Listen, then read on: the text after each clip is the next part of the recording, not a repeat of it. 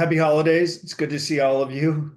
I'm hoping to go through our final webinar of the year today. I shouldn't say hoping, we're actually doing it. So thank you for joining. There's a few topics that I want to cover. I find it helpful just to go through the actual text messages that people send me. I do some modest editing to remove some things that aren't so nice, like a lot of swearing against the government and other people they might not like. If everyone could mute themselves while I'm speaking, and then if you'd like to speak, just unmute yourself or raise your hand. I'll be happy to call on you. I also see my good friend Glenn Hudson here on the bottom. Glenn, it's so wonderful to see you. I am definitely going to call on Glenn today as we wrap up the year because he's inspiring. He worked hard.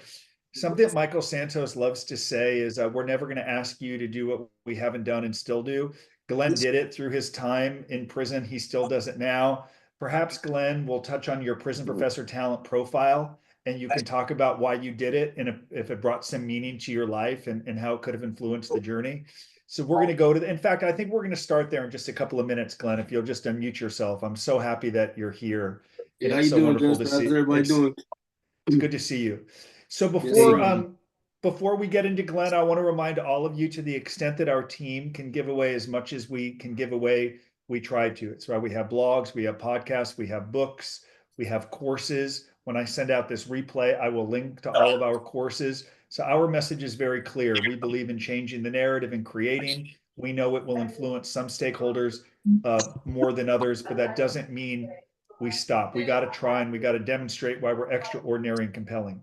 To that end, Glenn, it's so wonderful to see you. Glenn, can you just give a quick summary of how long your sentence was and where you went, and just give us a little summary of your time while you were in prison? Yes, I was sentenced to 48 months in federal prison. My first stint was done in Beaumont, Texas.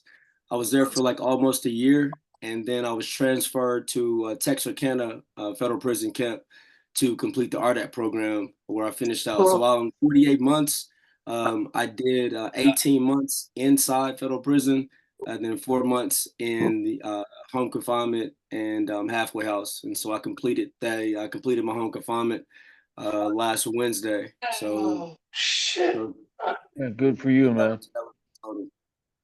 Now, as a reminder, everyone, if you could mute yourselves while I'm speaking with Glenn, or I can mute everyone, and then Glenn, you can unmute yourself. So that would be wonderful.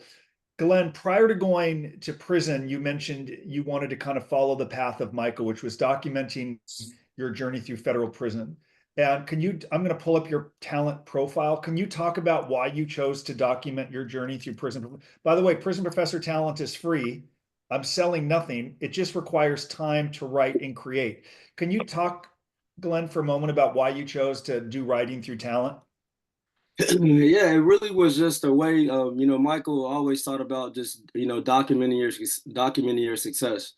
And I felt that, while being inside prison, it was a way for me to stay connected. It was a way for people to see, what I was reading, the person I was, working to become, and just show that from a rehabilitation standpoint. And so I just followed the game plan on this Prison Professor, and also on my personal website that you guys helped me create. Now, we had a case manager on several months ago. We've had two case managers on. I've spoken with several. One said, I don't give a rat's ass about a prison professor talent profile. Another said, I actually like following what people I oversee are doing while in prison. The point is, it's very subjective. Your work is going to influence people differently. Did you share your talent profile with your case manager? Did they even know that you were writing? Absolutely. She read all of my writings. Could you touch on that for a moment? Go ahead. Yeah, my case manager, I shared with her what I was doing, and I actually had two different case managers, but both of them both read my writings and things I posted on the Prison Professor's website. So I encourage all of you, you document the journey, you're productive, you avoid the boredom that's pervasive in prison. It could influence a case manager to give you more halfway house time. You share it with your probation officer as well. And it's also a way, we're not going to really discuss this today, but it's also an opportunity to discuss even your business while you're in prison. So when I was on the inside a long, long time ago, this is a website I don't even maintain anymore, but with Michael Santos' support, I wrote a daily blog in prison.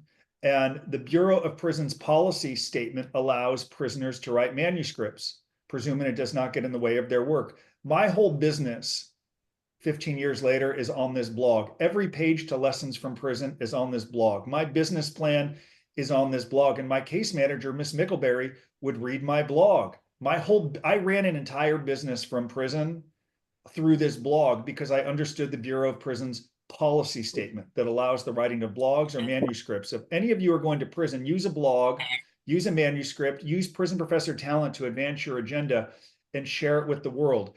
Glenn, before you go, I got a call, or Scotty and I got a call from someone whose husband got in trouble with an iPhone in prison. How pervasive is the iPhone problem in federal prison?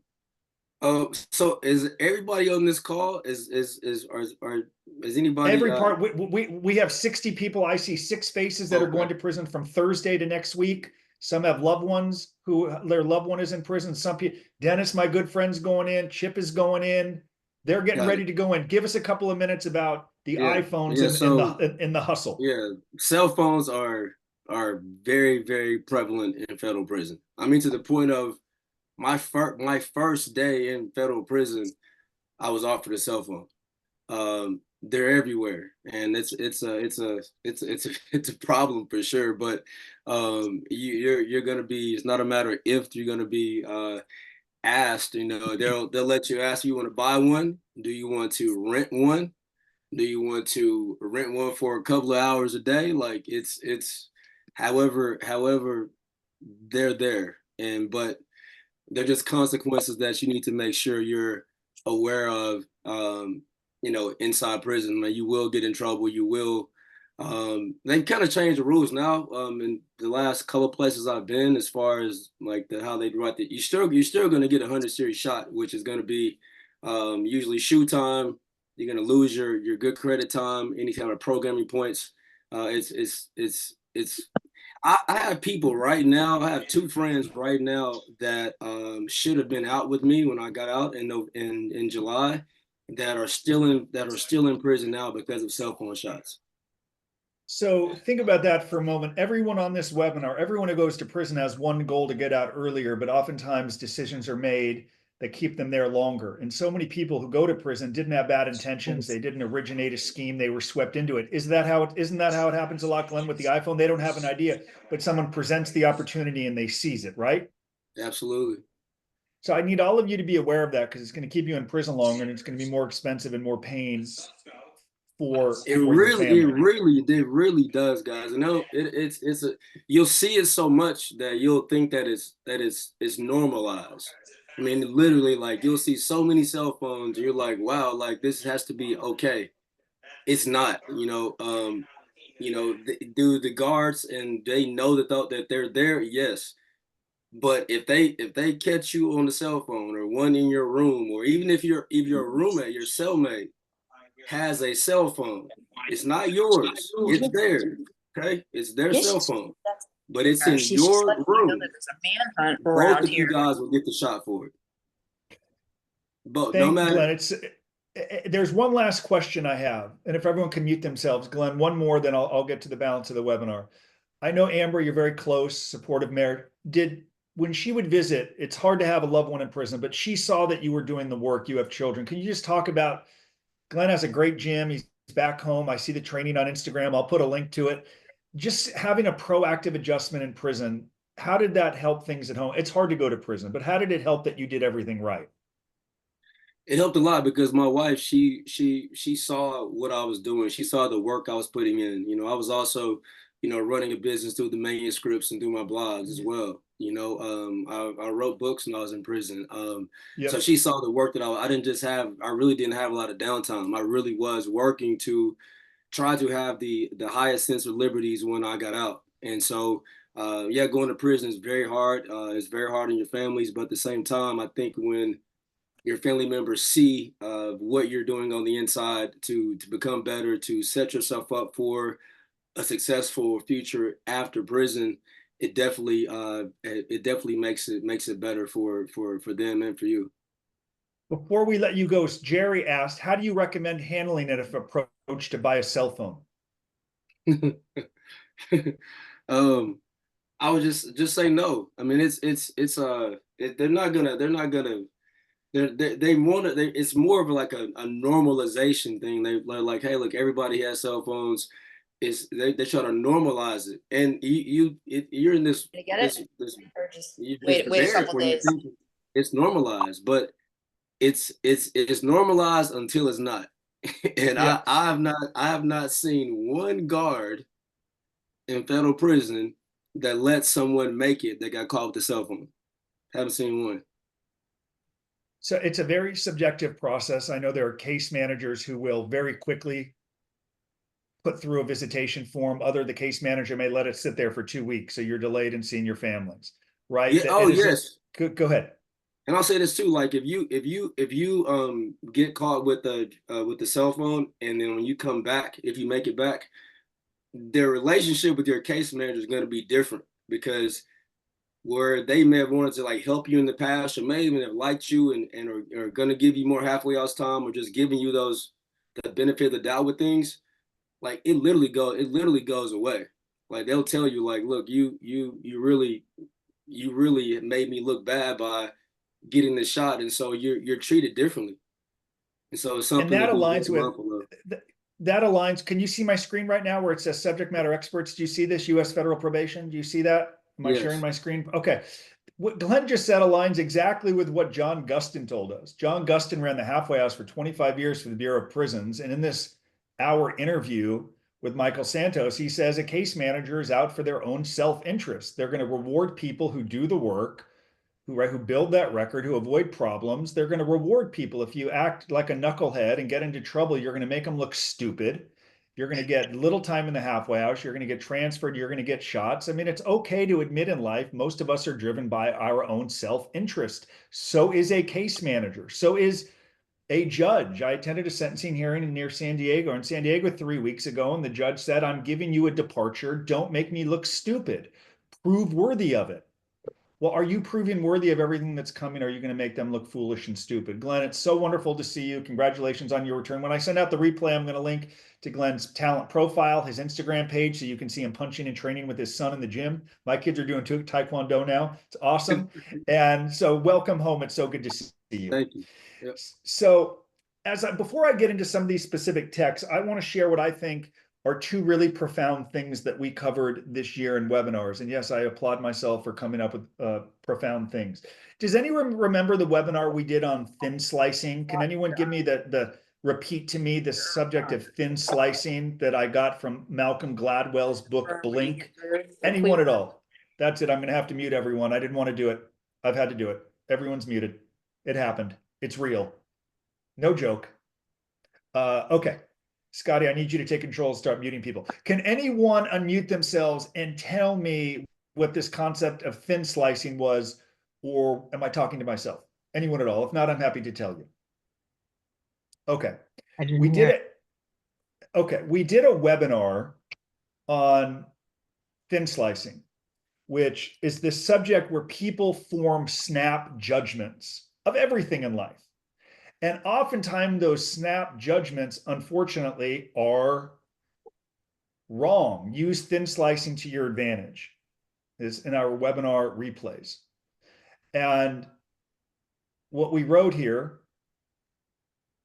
which explains how people make quick judgments based on limited information. In the context of a government investigation, these snap judgments can lead to lasting negative impressions or perceptions. If you don't actively work to influence those perceptions, you're at mercy of their snap judgments. The takeaway is clear. You must own your narrative and be proactive in shaping how others see you.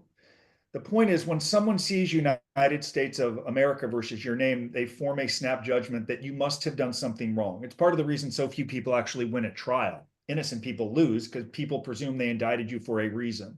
So to the extent that all of us as convicted criminals can embrace the perception of other people and create a good message, we think you overcome these harsher snap judgments. But you're not always going to be rewarded to the degree that you would like. So I think it's good as we go through a summary of 2024, let's understand the perspectives of other people. And I really need someone to engage me here. So if you can unmute yourself, I'm going to ask a question. What is the perception of a case manager? Well, let's go through a role play. Chip, if you would engage me. Chip, my friend in Michigan. If you're surrendering to prison in a couple of weeks, Chip. Chip's an educated dude. He's written best-selling books. He's an entrepreneur. We could all learn from him. What do you think the perception your case manager has of you when you go for that first team meeting, Chip? What do you think? Well, I think, first of all, their view is a little jaded because of just the nature of the people that they deal with on a routine basis. So I think that their viewpoint is going to be, okay, just another body I have to deal with. Somebody who, yeah, he may say he's innocent, but he's guilty. It's going to be a hassle dealing with this person. So that's going to be their initial take on it, is my guess. Let me add on to that perception. They're going to look at your probation report and see that you're a money guy who's written books and done a lot of deals. And they're going to look at you as part of the problem because you're a guy with success and money and education who they say should never ended up in prison. Same thing with me.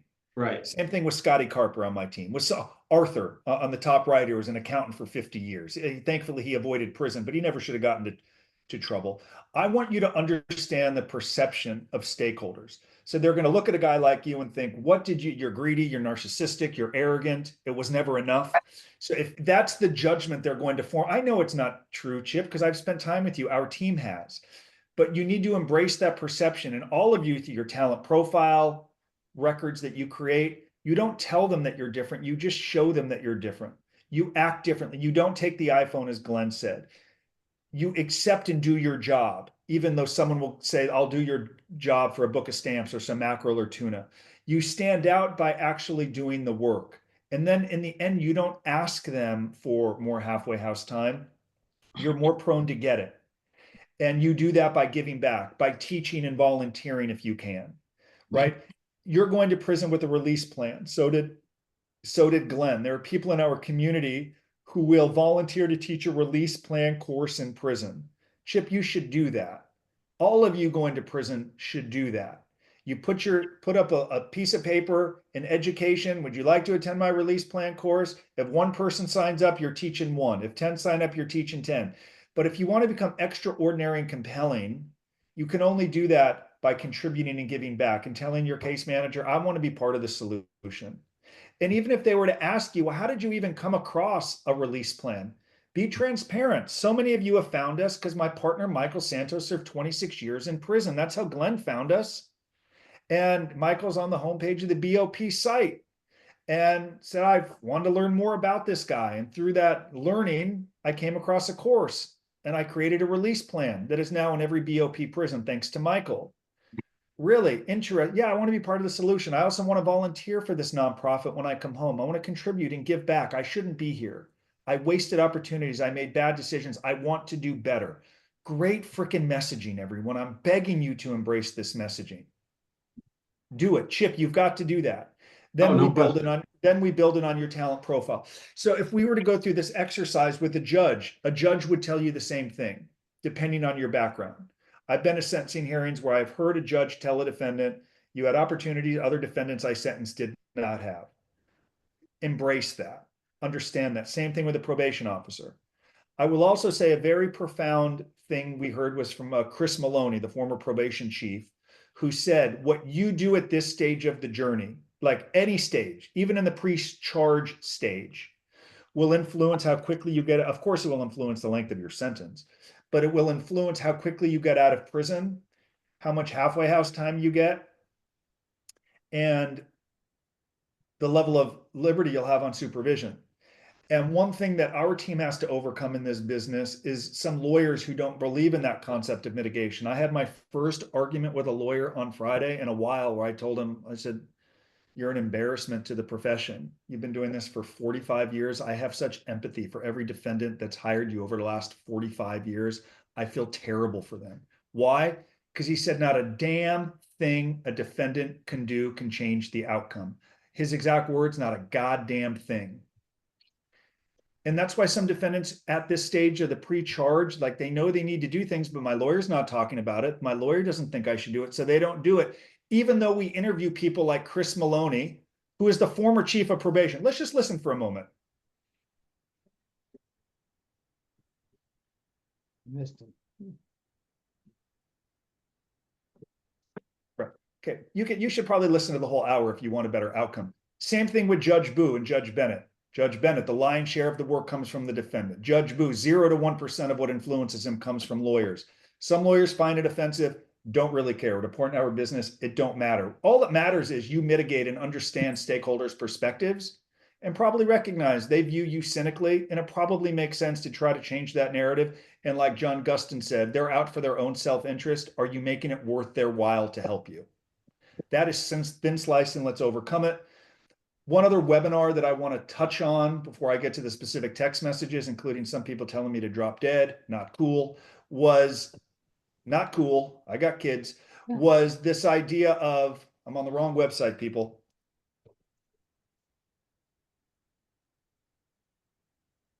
We talked about persuasion. This was a great, great book. In fact, Scotty Carper said he was disappointed that I came across this book before him because apparently he's a big time reader. Can anyone go through this concept of persuasion from our webinars and what we covered in that webinar? Because it applies to everyone if you want a better outcome. Anyone? Persuasion? Okay. I'm going to tell you. So we went through this exercise, and I would encourage all of you to go through this exercise. How hard did your judge work to become a judge? Right? I did it with my judge, Judge Wilson. Graduated law school, college, law school, as a trial attorney, assistant U.S. attorney, chief of the fraud division, private practice, professor, nominated by President Reagan in '85, confirmed by the Senate. The book Persuasion discusses that people are more likely to help you if they see shared values, because they better identify with you. We tend to associate with people who have similar values, good or bad. Therefore, it would make sense for you to share your shared values with all stakeholders. In this case, I wrote, they are more likely to respect defendants who demonstrate a similar commitment to hard work, discipline, and integrity. Shared values. These are things that we need to do. Someone's talking, Scotty, start muting. These are things that all of you need to do to influence people. That's why the earlier you start, the better, because the concept of persuasion is if you have yet to be sentenced, your job is to persuade everyone that is going to influence a sentencing judge. Your pretrial services officer can influence your probation officer. Your probation officer can influence the prosecutor. The prosecutor, I'm going to go through some examples on this webinar, the prosecutor will influence the judge. The judge's sentence can influence your case manager. The case manager will influence the probation officer. That can influence getting married, levels of liberty, restitution, how they view you, everything. All starts with who are you persuading today? Which is why this lawyer, laughed like a persuading. There's nothing you can do. This is a joke. I said, you're a terrible lawyer. I feel sorry for every client that's ever hired you. You're terrible. Happy New Year. Mazel tov. And I hung up on him. Terrible, terrible, terrible messaging. Who are you persuading today? If you can't answer that question, you're failing. If you are waiting for your lawyers to make decisions, you're like a puppet, others pulling the strings. You don't really want to lead. You don't really want the outcome you want. Maybe it's hard. Maybe you embarrass yourself. Maybe you fail. I did. People laughed at me. Don't care. I'm still here 15 years later. Don't care. There are people I need to persuade, objections I have to overcome. All of you need to think about who are you persuading today? And does your judge or probation officer know how hard you have worked, like Glenn? If not, you can't really tell me you want the outcome you want. It's all talk. You're not willing to do the work. You should watch this webinar. You should learn from this webinar. And you should do exactly what Joseph DiGregorio on our team did. I talk about it a lot, but there's a reason his guidelines were 41 months in prison. And there's a reason he got a year and a day. And there's a reason he was released after just a few months. Because Joseph don't talk, he do it. The timeline. May of 21, he gets sentenced to a year and a day. Now, I know some people in our community have done that same level of work and spent money and time with us and lawyers and didn't get the outcome they want. They tried. You don't stop because there's still people we're trying to persuade. We don't stop. With that said, I'm going to go to some text messages we've received, and then I'm going to go to questions that we're getting. Someone sent me a text message that said, I am a doctor, but you want me to work at Home Depot. Why? So I can send $100 to victims. I owe $7 million, F you. I don't think the FU is necessary because we're just a dude trying to help. We're just a team trying to help people. I had said in a YouTube short that there's all work, there's value in all work. It's honorable. And I mentioned someone in our community, a physician in Houston who does construction without mentioning his name. And I said, how could you not admire this guy from going from being a physician to doing construction at 10% of what he used to earn, but he does it with such dignity and pride. And it's why he's going to get the best outcome possible. And this doctor said, you want me to work at Home Depot? My answer is yes. If that's the only place that will hire you, you work at Home Depot because it's a massive mitigating factor. Because if you work, you're able to build a new record as a law-abiding citizen, shows that you can earn a living and pay taxes. You've got to be working. And if the answer is only $100 to victims, then it's $100. Stokes would tell you 100 is better than 99. The problem with this physician is he'd rather sit at home, lament, complain. He got a raw deal. He got swept in by a marketer who promised him clients and he didn't know that it was wrong and they were billing Medicare and someone cooperated on a wire. And just like that, he's looking at going to prison. That is how most doctors I know actually get into trouble. Someone sweeps them into a crime and he's frustrated, angry, and upset. Can't change that. He can't change how he responds and who he chooses to persuade. So he'd rather give an excuse that working at Home Depot is not consistent with his skill set. He's no longer a doctor, just like I'm no longer a college baseball player or stockbroker or real estate agent. No more, no mas. We're different. Embrace it. Scotty did that. Glenn does that. Joseph did that. People on our team, Craig, I see in the people on our team in our community willing to do that. They all tend to get better outcomes, even if you don't get the shortest sentence possible. Because in the totality of your life, the sentence isn't as much as what is, does not matter as much as what you choose to do with the rest of your life. Another message, and this ties into restitution, and I see some of these questions upcoming. Someone said to me, you are a hypocrite. I'll only put it on the screen. Scotty, can you see my screen with these text messages here? Can you see? Okay. It says, you are a hypocrite. You talk about accepting responsibility, but you said in a TikTok you regretted paying $100,000 to your victims at sentencing. You want it both ways. Restitution is very important for all of you to consider. I gave $100,000 at sentencing. It got me probably 6 months out of my federal prison sentence, but I was 33. I wasn't married. I didn't have children. I wish I had the money and served a little longer in prison. If any of you are going to make restitution payments, don't presume it's necessarily going to buy your way out of prison. It might not buy your way out of prison. It might not lead to a shorter sentence, especially if you don't have good messaging. Of course, if you're in a position to pay, you should, but it shouldn't leave you destitute. I'm going to share a text message here of someone that gave $2.1 million, every penny they had, and the judge still sentenced them to an above guideline sentence because he was a doctor. He could have had restitution where he paid a payment of $25 a month in prison and $200 or $300 a month when he came home. Instead, he borrowed money. He liquidated the retirement account at great expense. He's broke and he still got a prison term. If you sell restitution improperly, you're not going to get the credit for it. If it's I paid back the money and I pled guilty and cooperated, don't send me to prison, your judge is going to fillet you because they don't see you as someone who's truly remorseful and having done the work. Even if I saw someone got a commutation, congratulations from Biden. I'm very happy for you, since they're still going to collect. The Financial Litigation Unit or the Department of Justice will aggressively collect restitution while in prison. And then when you're on probation, even after I was done with probation for 3 years, I continued to pay until I was done, to the point where the Department of Justice actually sued me, even though I'd never missed a payment. Does anyone here have a restitution story they'd like to quickly share? Anything good or bad? Glenn, I think you have restitution, or Joseph. Joseph, are you paying nothing? Oh, good for you. Anyone want to chime in with their restitution issue, if at all? If not, I'm happy to go to the next subject. I do. I'm Cheryl. Go ahead. But Hi. I'm from Canada, Justin. Say it again. Say it again. I'm from Canada, so it might make a big difference. Okay, go ahead.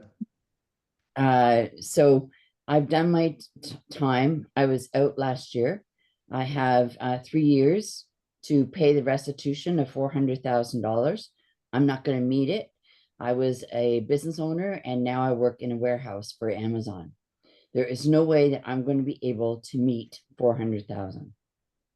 So I have to go to the court next year and plead if they can have some leniency on me.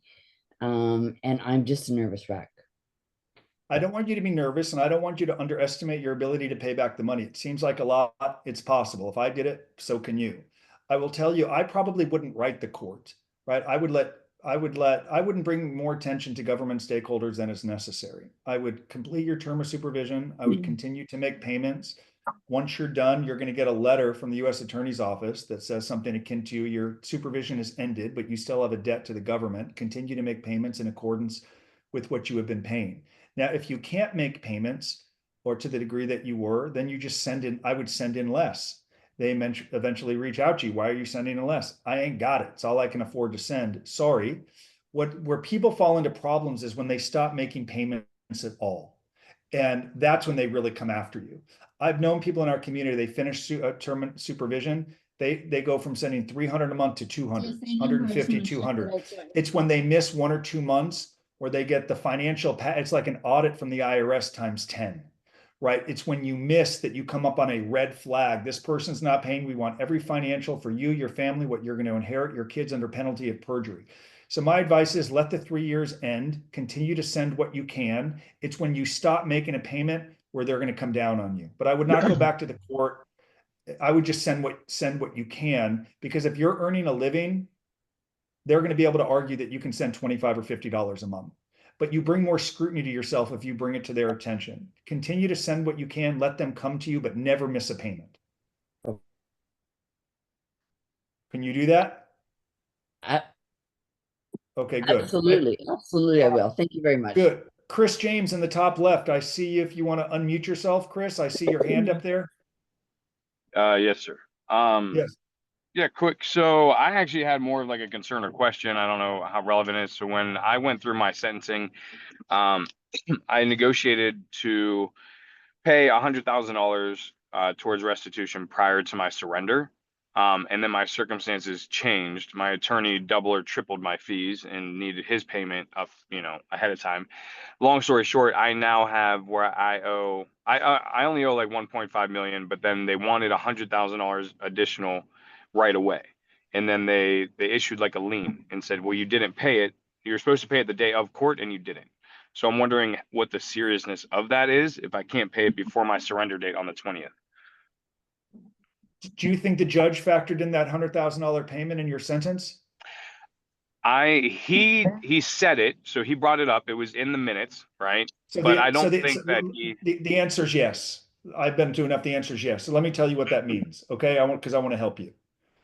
I served time with 2 guys who got shorter sentences because the judge factored in a restitution payment. They didn't come. Both judges got angry, pulled the prisoner out of the prison, put him through transit for 8 to 12 weeks, got him back into court and said, where's the money? I gave you a sentence of X because I factored in Y. It's not here. It's why you've been in transit for 12 weeks. We don't have it. Now I'm going to send you back in transit for 8 weeks. Don't make a fool out of me. You lied to me. Benefit for making money. I understand. If everyone can mute themselves, because this is important. Chris, what you've got to, Scotty, can you mute everyone? Yeah. Chris, what you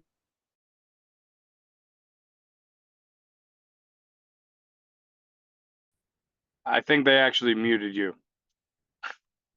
You need to lead. You need to immediately notify the court that you are no longer in a position to contribute this $100,000. This judge needs to know this. Perhaps it could lead to a resentencing, a higher number, but you need to be transparent and let them know why. You thought you had it. Circumstances have changed. You don't. But when I hear in the minutes and the judge mention it, part of the reason you got a lower sentence or the sentence period, because he thinks 100 grand is coming. And when it's not coming, Houston, we have a problem. Everyone needs to know before you surrender to prison. Okay. Please, like today, it's the holiday. I talked with someone earlier today that's like, oh, I'm in I know I need to do something, but it's the holiday time. Like, do you not think a U.S. attorney's working on a Monday before New Year's? Yeah, they have tax dollars. They're working. Get to work. Don't delay. You should hang up on this webinar and prepare to work with your lawyer to notify the court the money's not coming. Yes, sir. And while I have you, good. Yeah, go ahead. Well, I did jump back on because we had discussed last time during the last webinar about discussing operating a business from prison, because I am going to be earning incomes while in prison, but I don't have to necessarily work. Are we going to cover that on the next one, or did you still want to look into that? I actually, yeah, I'm happy to cover it more. I touched on it earlier in this webinar. Were you on earlier in the webinar? No, I'm unfortunately traveling. I'm sitting in the airport parking lot. Yeah, that's okay. When I send the replay out in 2 days, the first 10 to 15 minutes of this webinar, I discussed how I ran a business from prison, how I wrote my blog and book from prison with the policy. So send the replay out. If you still have, watch the replay. If you still have questions, we'll cover, but it will be really helpful for you, okay? You'll have the replay tomorrow. Thank you. Thank you. Okay, do I see any other, Michael, I see my old friend Michael Rodson there. Michael, I'll come to you in a minute. We're already at 1:36. I want to transition to a couple other topics, questions that I have, some of the messages that our team has received. And we're gonna, okay. Someone sent a text message that said, I've been out for 3 months. The PO wants more money and he's giving me hell over my new career and wants me to do something different that provides guaranteed income, even in minimum wage. Prison was better than this. So this is another example of someone who wants to be an entrepreneur. He wants to work for himself, owes restitution, but he's not like Glenn Hudson, who has a record that he had built or documented why he should return to his gym or business. The guy just kind of says, this is what I want to do. And because there's no record or evidence, the probation officer's like, this is like made up. There's nothing here. No, I'm not giving you 6 months to build a business. There's no history of it. No, go get a job and on your spare time, you can develop this business. And he's like, prison was better than this. The common refrain that I've heard from so many educated MBA guys who just don't want to do the damn work. Lazy in prison, a lot of TV, a lot of softball, apparently the pickleball champion. It doesn't pay the bills. Glenn can probably talk a little bit more about that, but I won't call on him here. How many guys are playing pickleball? If I hear from someone else that how much they love playing pickleball in prison to the detriment of their wife and kids who suffer, I'm going to go insane. Please. I don't care when people say that you sound arrogant and pretentious and entitled. No pickleball. And if you get hurt, you'll never be the same. Tear an ACL in prison. You'll lay there on the damn concrete for 6 hours before they come and get you. The point is, if you want to do something, you've got to build a record that shows why you were a candidate for it. That's all. When I was in prison, I ran into Michael's cubicle one day, like, oh my God, no, people are saying I can't work with justice impacted people or felons because I won't be able to be an entrepreneur. I owe 500 grand. I was like crying like a baby. And he's like, well, why don't you just do your own thing and use your own judgment and do the work because you're going to be released soon. So by virtue of doing this work and giving it to Isaiah Murrow, my probation officer, he allowed me to build this business upon my release from prison when people said it would never happen. But you can't fake that I wrote every day. Like it or not, you can't fake that I did it. You can't fake that Michael Santos or Glenn did it. You can't fake it. And that's why had this guy done that, he'd be working for himself rather than being forced to get a minimum wage job. Any questions based on that? I think it's important. Any insights or questions based on what I just said? Anything at all? I don't care if it's once a week or twice a week. Do some damn writing and share it with someone. Okay, we're going to continue. We're already at 1:39. Someone sent a really great message. Then I'm going to get into a couple of actual text messages. Someone sent a message that said, Santos said in some video in 2014 about doing work today that may not help you for years and years to come. The years are here now, and I'm glad I did the work back then when today seems so far away. Does that make sense? Laugh out loud. The point is, like some of you have long sentences, and it might be hard to do some work that might not benefit you for time to come. But this executive said he's glad he did that work in that building because he's having it much easier on the other side.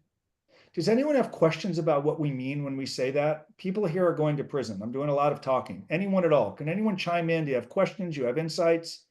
Anything at all? No? My point, go ahead. Hi.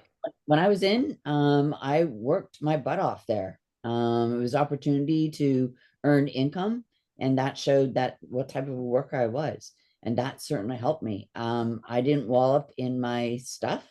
I just had to, I wanted to impress upon them that what the real Cheryl was all about. And was it hard? Yeah. Did I like it? No.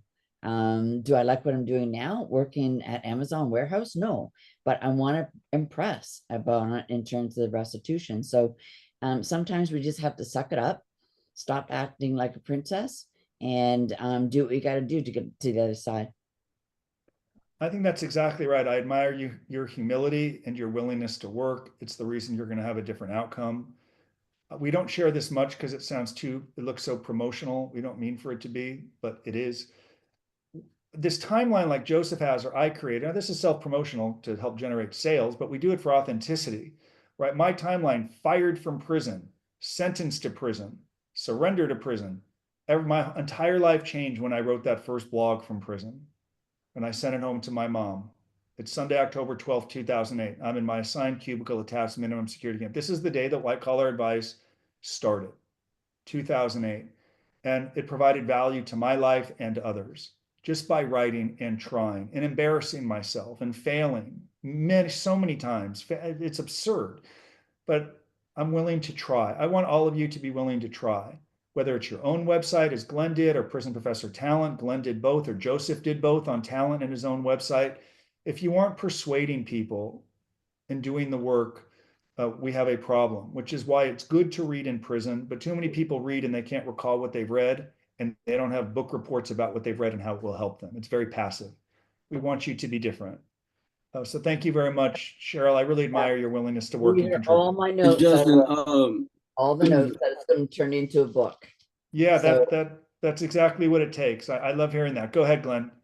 yeah, and I would just say, guys, when you go inside, definitely get a job, work, get a job while you're inside, and also work on yourself. I mean, I had a job. I worked in education. I taught classes when I was in Beaumont. I taught FSA classes. I taught any class I could to be in the library and have access to writing utensils and just have some higher degrees of liberty inside. And then I worked in the warehouse when I was in Texarkana. So there you'll find just find something that you like, that you want to do. But working definitely helps you to stay acclimated. It definitely makes you look better when you're inside prison, and it also just keeps you in a rhythm and a routine. So definitely work. And it helps you avoid problems, which kind of leads to this message I got from a guy who said, "You funny man, book reports.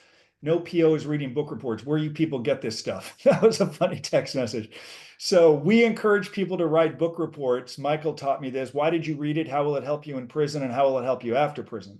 So I still do book reports, right? It's good to build into your release plan. And you learn so much, right? So I did a book report on persuasion. I read the book and then I did a webinar on it. I did one about a great book called Range, which basically says book is a great book for convicted felons, because the idea is the more broad skills you have, the more successful people will be. And as a convicted felon, you have to be resourceful. You have to be creative. When I send out the replay, I'll send out the 17-minute replay of Range, a book report.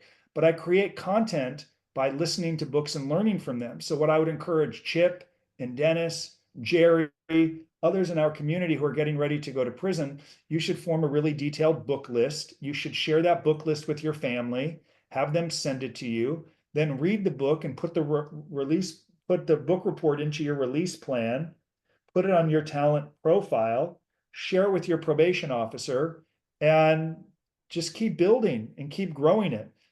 I have found no better way to learn than reading books actively than writing a report. I have probably learned 2,000 vocabulary words since going to prison just by reading. And I would read it and then I would put those words into my blogs.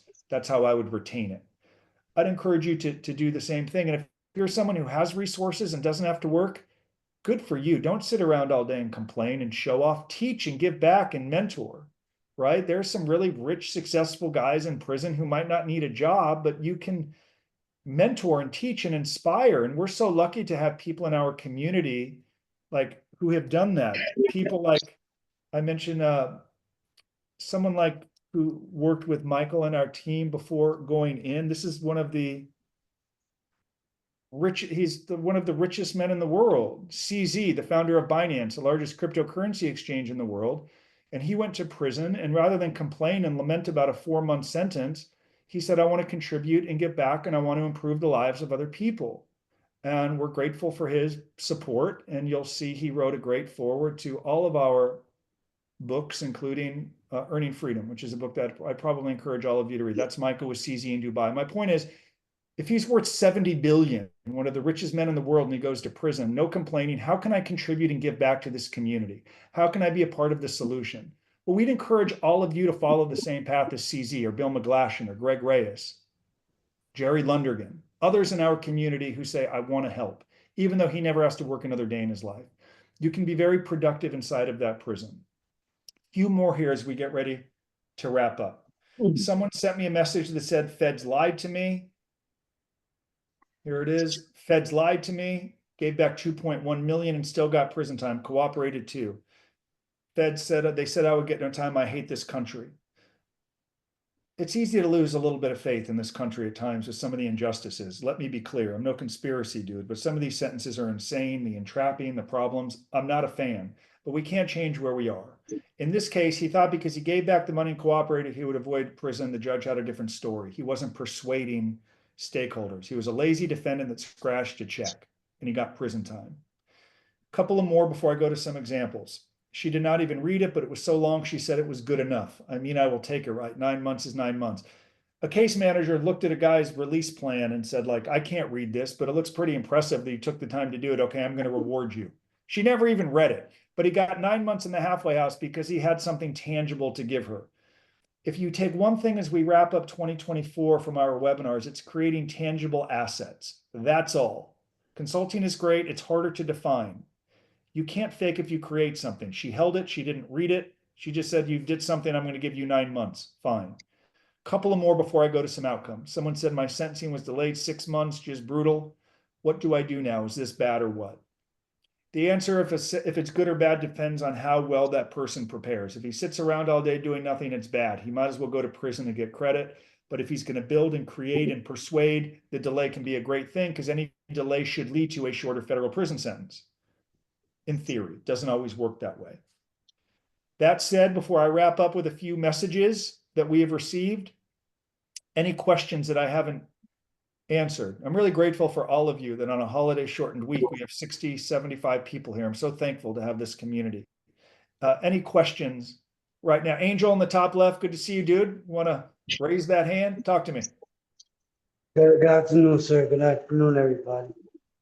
Thank you again for letting me join this webinar. I'm trying to inquire on how can I get in contact with you as far as trying to schedule some free time with you to further speak with you about my experience I recently had at a medium security facility for white collar firms and how I recently was released, but received a great outcome of my sentence by doing my diligence and following the resources that you provided us with. And Why don't we do an interview on my YouTube channel? You'll tell the story from start to finish. Just be authentic, no preparing. I won't send you any questions. I just want you to tell the story. Sure. I'm not sure if my emails are going through, the ones I have sent you. So reason why I'm asking. I promise right now, if you text me, I'm going to text you right now. We get a lot of emails and Scotty and Tyler and others on our team manage them. I'm grateful. I just personally texted you myself. You text me, we'll coordinate an interview on YouTube in the new year and everyone can hear your story. I just texted you directly. Okay. All right, good. So we'll coordinate that next month. Let's continue. I see some questions coming out. Will you be able to post the link to yeah, we're going to post the link. I'm going to probably have this replay done today before I take my kids to Taekwondo. I want to get this done as soon as it's over. You communicate with Prison Professor Talent over emails. Yes, if you want a talent profile, when we send out the replay, we will include the link on how to register for Prison Professor Talent to get that profile started. Question on restitution. At the moment, I have not had paid restitution. The U.S. Attorney reduced it. I'm able to start sending in January, but should I contact my PO and tell her that I'm not sending because the expenses are greater than my income? I think it's a good idea to let them know that you're going to pay restitution when you can. You are available for any questions. I would still send in a modest payment if you have instructions, Arthur. 50, $100 goes a long way. Okay, don't send in nothing. Don't wait for them to come and get you. Okay. All right. I see a lot of questions still coming in that we will address. When will the interns let me know when it is set up? That is a good question. Dennis, I will put this to the top of our list with Roman on our team and make sure that your talent profile is up before you surrender, okay? That's going to be a code red for us. Okay, Dennis? Okay. Now, Hey, I want to... Justin. Who is Yeah, this? This is Bill Kuzma. I haven't got... Yeah, hey, this is the second time I've just been listening and I really haven't chimed in, but I haven't gone to trial yet. Matter of fact, the end of February, everybody's getting together. They're going to do their pleas and so on.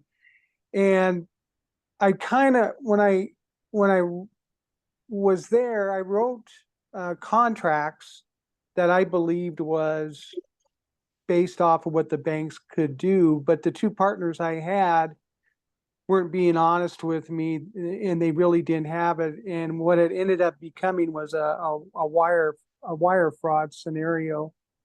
I've never ever had anything like this ever happen in my life.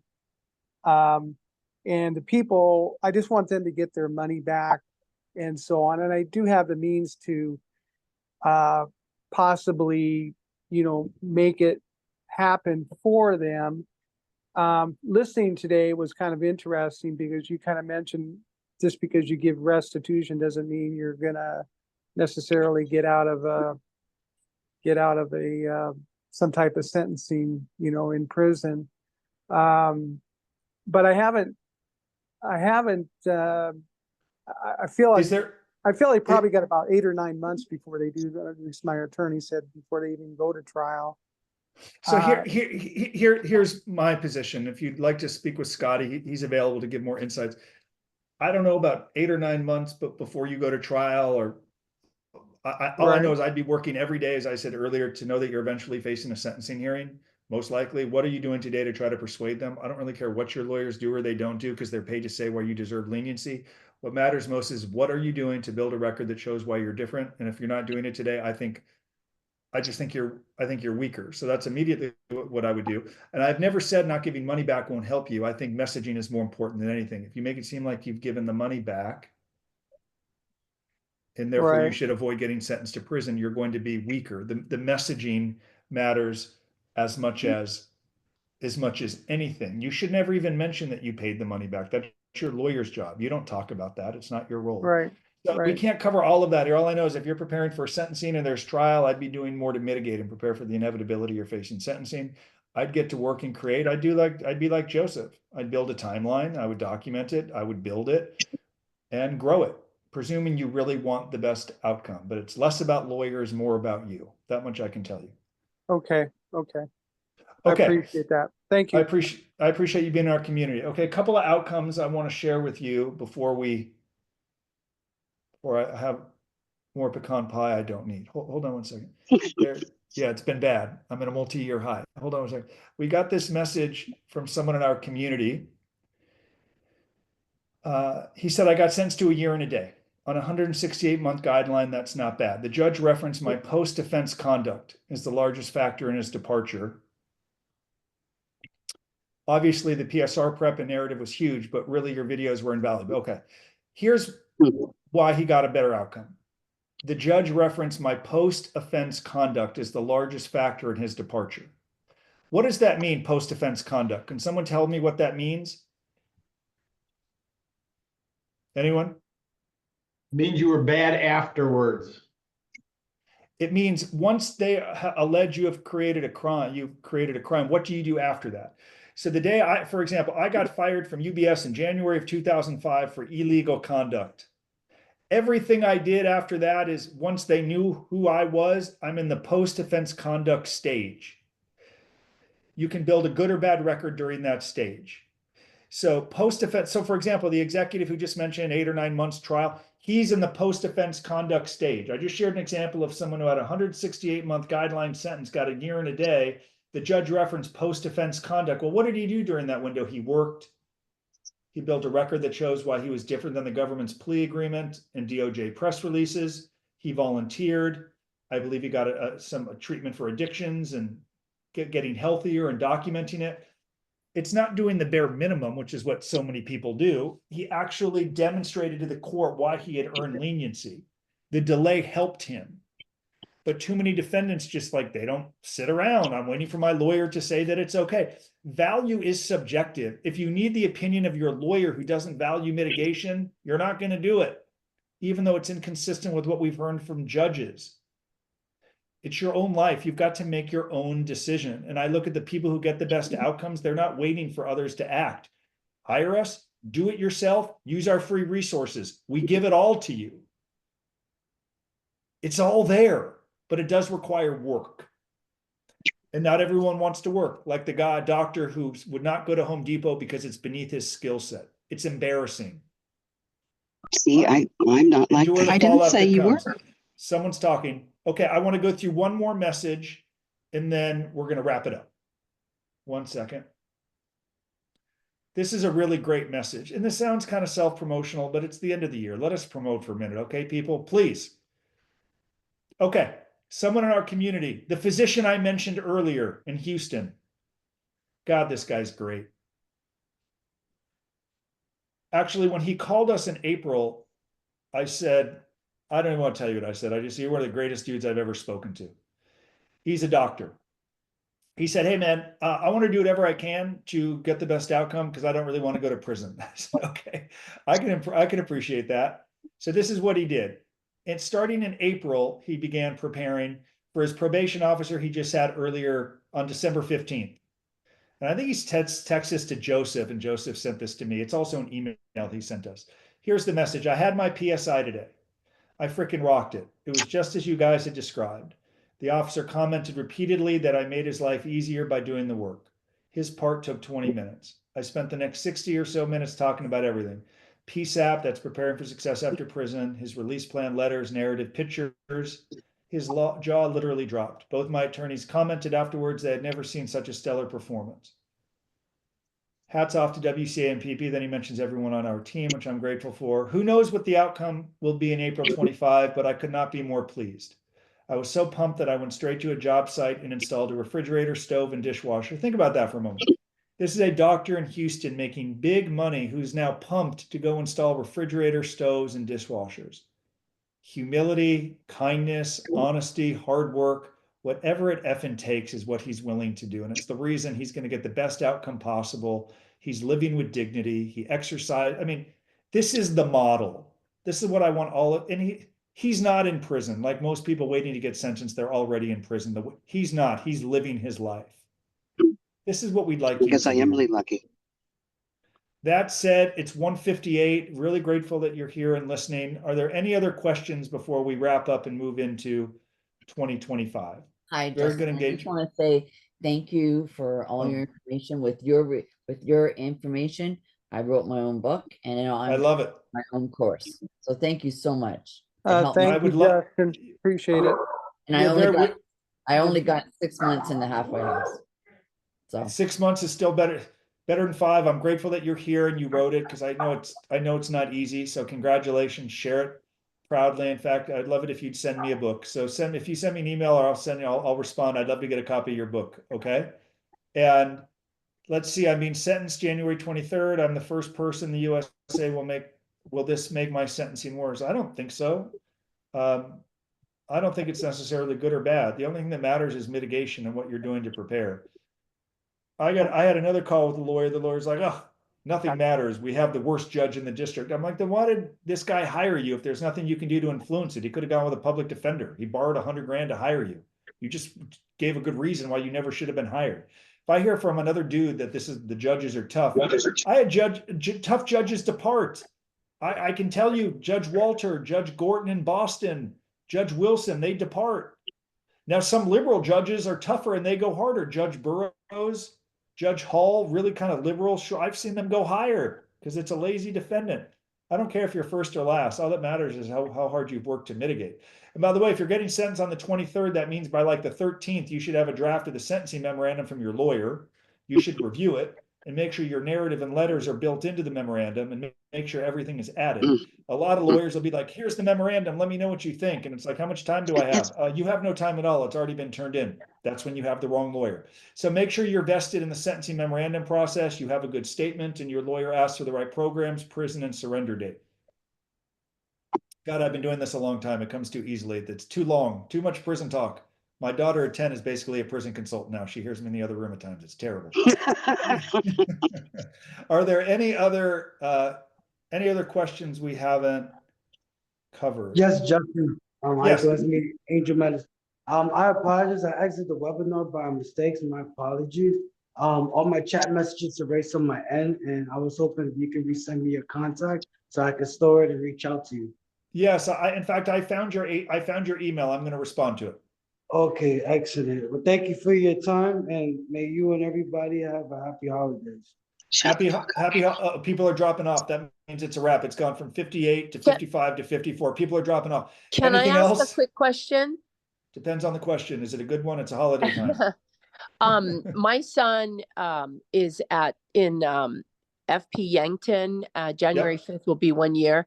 Before he left, he had a thriving construction company building houses on the east side of the island where I live here in Hawaii. Is it terrible to talk about business with him over the phone? Is it terrible to email him the homes that are being sold while he's gone?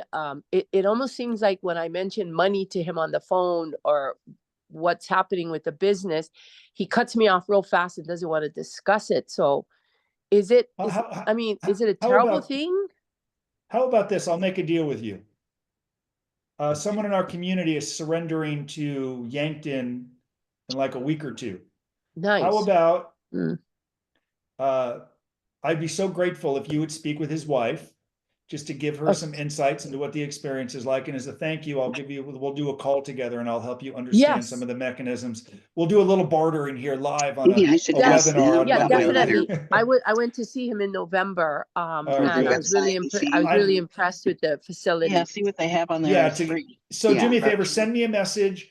I'll be able to respond to that. And we have some in our community who's going to be going there for 57 months, a really great person with children. And it's a life-changing experience, as you would imagine. And in fact, maybe we'll let your son know that he's coming and whatnot. So I remember communicating because I told you about all my trips to Hawaii as a kid, and you said aloha. Yes. So send me a message, and then we'll do it. Thank you, Justin. I appreciate it. Happy New Year. Happy New Year, everyone. Okay, we will see you next Monday. I will get this replay out. So grateful for all of you as we wrap up 2024. I'm going to Taekwondo. See you all in a little bit. Thank you. Bye-bye. Thanks, guys. Happy New Year. You too. Happy New Year.